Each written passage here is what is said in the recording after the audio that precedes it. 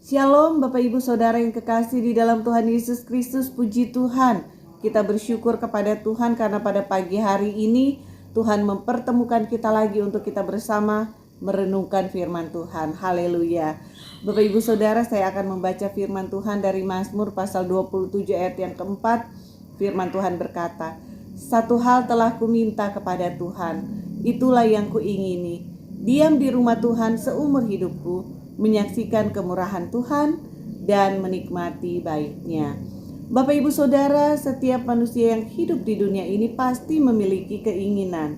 Dan kalau dikasih pilihan, pastinya semua orang ingin memilih yang baik, enak, dan nyaman bagi dirinya maupun bagi orang-orang yang dikasihinya. Keinginan kita adalah pilihan sekaligus keputusan kita. Apakah keinginan kita itu akan kita nyatakan di dalam kehidupan kita ataukah tidak? Keinginan hanya akan tinggal menjadi keinginan yang memenuhi hati kita jika keinginan itu tidak terrealisasi di dalam kehidupan kita. Firman Tuhan kali ini merupakan ungkapan pemazmur, yaitu Raja Daud, yang juga merupakan suatu doa dan pengharapannya yang ia naikkan di hadapan Tuhan, yaitu satu hal yang telah ia minta kepada Tuhan, itulah keinginannya yang ia bawa di hadapan Tuhan, yaitu ia ingin diam di rumah Tuhan seumur hidupnya.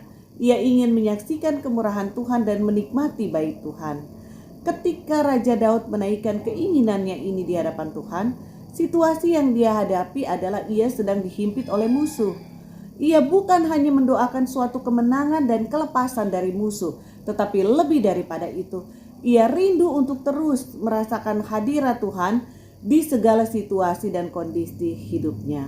Bapak Ibu Saudara yang kekasih di dalam Tuhan, frase diam di rumah Tuhan tidak hanya menunjuk pada bait Allah secara fisik, tetapi menunjuk juga kepada berdiam di dalam hadirat Tuhan yang hadir dimanapun orang percaya itu berada. Kerinduannya agar ia terus berdiam di dalam hadirat Tuhan, menyaksikan dan menikmati baik Tuhan senantiasa di sepanjang umur hidupnya. Dalam segala situasi dan kondisi hidupnya, ia ingin Allah hadir di sana.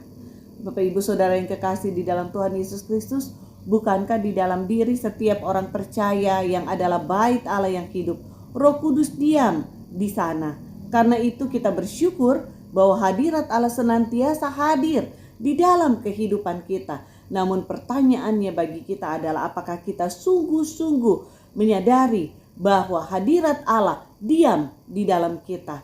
Apakah kita sungguh-sungguh menjalani kehidupan kita di dalam hadirat Allah? Atau malah kita mendukakan Roh Kudus Tuhan yang diam di dalam kita saat kita melakukan sesuatu yang tidak sesuai dengan kehendak Tuhan, yang tidak sesuai dengan tuntunan Roh Kudus?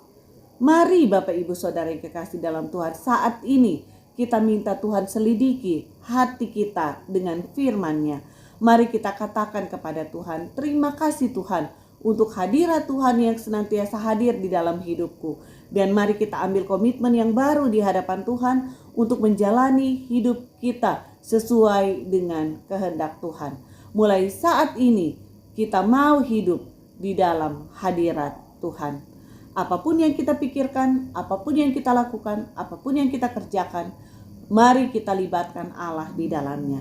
Biarlah keinginan Tuhan itu menjadi keinginan kita, dan keinginan kita itu berjalan sesuai dengan keinginan Tuhan.